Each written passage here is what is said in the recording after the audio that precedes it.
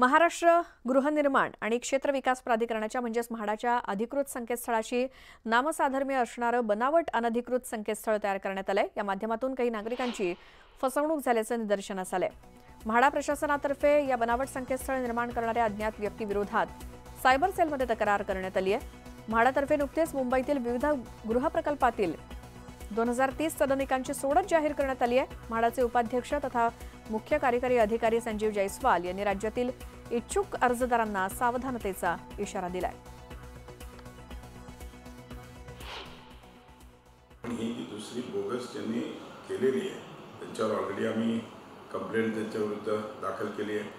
आमची या ठिकाणी सर्व नागरिकांना विनंती आहे की म्हाडाची जी ऑफिशियल साइट आहे त्याच्या माध्यमातूनच त्यांनी रजिस्ट्रेशन केलं पाहिजे।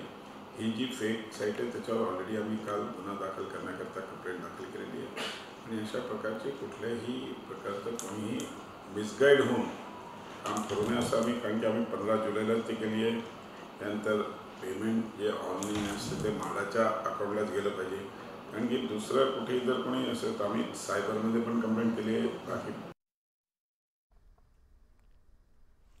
तर म्हाडाने मुंबईतील महत्त्वाच्या प्रभागात 2030 घरांसाठी जाहिरात काढली। त्यामध्ये अत्यल्प, अल्प, मध्यम आणि उच्च उत्पन्न गटात विभागणी केली असून या उत्पन्न गटानुसार उमेदवारांना घरासाठी अर्ज करता येणार आहे। यामध्ये अत्यल्प उत्पन्न गटात अर्जदारांचा वार्षिक उत्पन्न 6 लाख रुपये आहे, तर उच्च उत्पन्न गटात 12 लाखांपेक्षा अधिक वार्षिक उत्पन्न मर्यादा आहे। विशेष म्हणजे या जाहिरातीत विविध प्रवर्गांसाठी राखीव जागा देखील आहेत। त्यामध्ये आमदार खासदारांना सुद्धा राखीव घर आहेत। विशेष म्हणजे अत्यल्प उत्पन्न गटातून आमदार खासदारांना घर देण्यात येत आहेत, म्हणजे 6 लाख रुपये उत्पन्न मर्यादा असलेल्या गटातून आमदार खासदारांसाठी घरं आरक्षित असल्यामुळे अनेकांनी आश्चर्य व्यक्त केलंय।